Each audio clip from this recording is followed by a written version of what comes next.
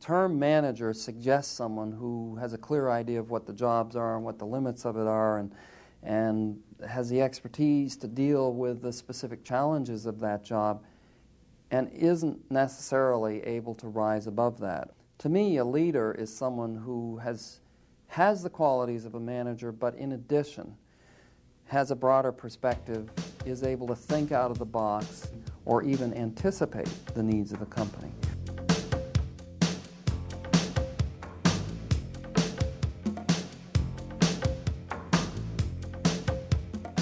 Founded in 1981 by entrepreneur John Sortino, the Vermont Teddy Bear Company is the only major American manufacturer of premium teddy bears.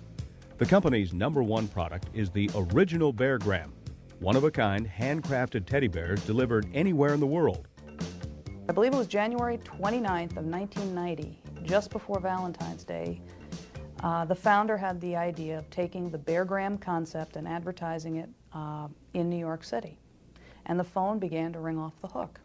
John Sortino clearly had vision, and he was a person who was closely in touch with what the market needed and had a clear idea of where he wanted the company to go.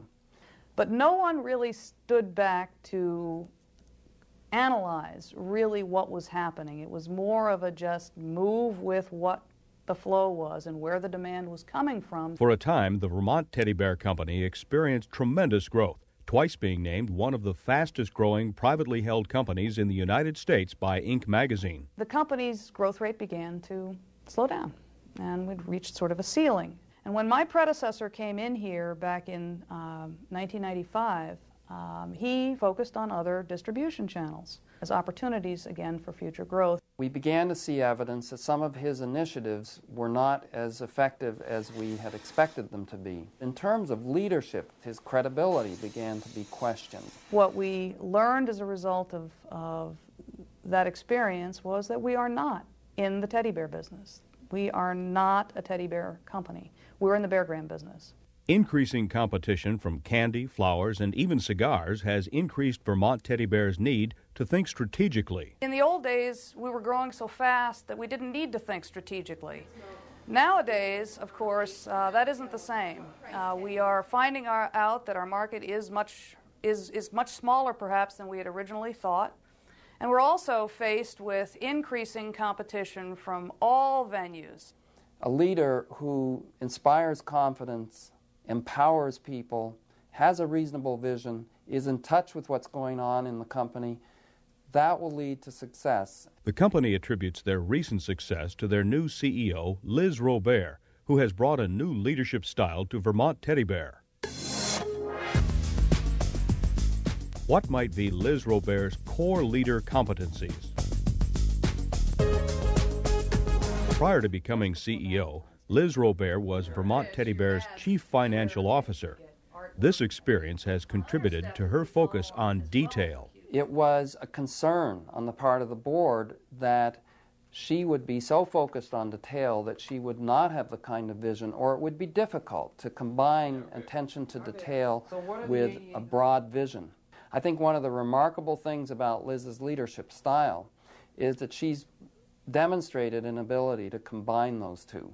Liz Robert has a very strong vision for Vermont Teddy Bear, and I think along with that is focus on obtaining that vision. It's been my mission since last October to bring the company's focus back onto its largest distribution channel, which is the direct response radio channel, and the Bear Graham business as being the opportunity for future growth. She has a very strong financial background and is involved in the details. And for a small company like ours that has been faced with a lot of challenges, you need somebody who's into the details. I think everybody here is really understands where Liz wants to go and is really on board and feels as though we know who we are now and we're headed in the right direction. In the past, employees were granted substantial authority, only to be undermined by the CEO. Liz Robert has eliminated this ambiguity. Liz Robert has a lot of responsibility, makes many decisions, and sometimes limits other people in the decision-making they can take responsibility for.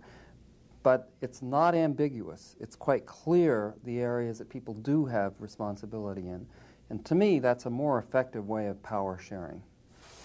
Intuition was the primary core competency utilized by the two previous leaders. The analytical thinking ability of this management team has been dramatically underdeveloped over the course of the last few years. So at the moment, I have to admit that I'm perhaps overcompensating and forcing the issue of analytical thinking at the expense of intuition. Having a formal CFO who become your CEO, there's definitely a very scientific approach to how we market and how we want to understand our customers. That doesn't mean that intuition, at least within myself, doesn't play a role. No decision is ever crystal clear. I mean, the number of black and white decisions that I face every day are few and far between. So the trick is really to exercise the analytical thinking to the greatest degree possible. But at some point, you have to give up and say, my gut tells me this. Values come at two levels: human values and business principles. Human values in this company are extremely important. After all, we deal in an emotional world where things like love and grief and communication are so important. So therefore, it's very important as a leader to be sensitive to human values. Yes, to let them know. That can sometimes be a very difficult thing to balance against business principles, where oftentimes one has to make decisions in the best interest of a company.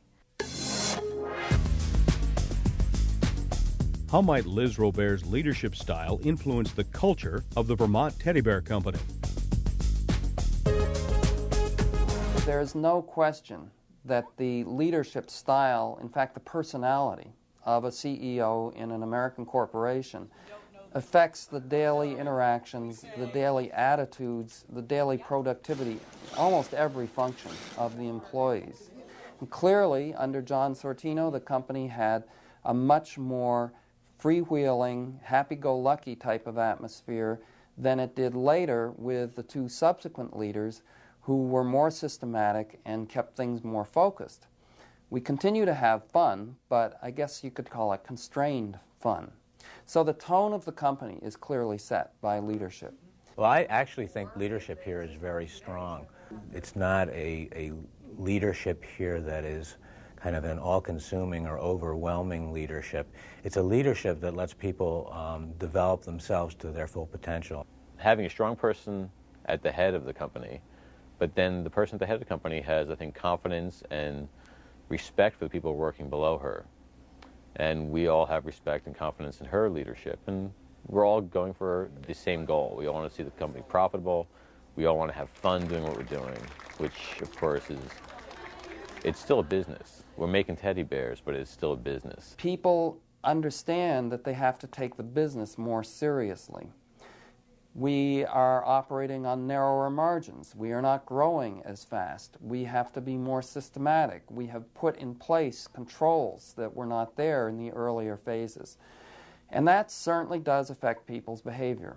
They act as if they are more serious about the business. They are definitely much more controlled. They think more about the decisions they make. I think you can't successfully complete your task if you don't have a good relationship with who you're working with. It is very relationship-oriented, and I find it to be a really stimulating environment. And in terms of personal growth, I don't think I've ever been in a situation where I've experienced the opportunity to really grow like this. I think you'll find that Liz is much more of a task-oriented type of manager, and I'm much more of a relationship type of manager. And I hope that we're both migrating together toward each other into something that's a little bit more balanced. One more core leader competency possessed by Liz Robert is self-understanding, the ability to recognize one's own strengths and weaknesses. It isn't clear to me that someday, if this company really turns into a mammoth success, that it might outgrow me. And I'm not. That doesn't bother me either. I believe that while I can grow and develop with the company, there may come a time when I would have to move on, and the company would need some other form of leadership. Which is our bear. I look at it as really, truly the opportunity of a lifetime. That there's tremendous things that can happen now over the next couple of years. And I feel as if I do have truly the best job in the world.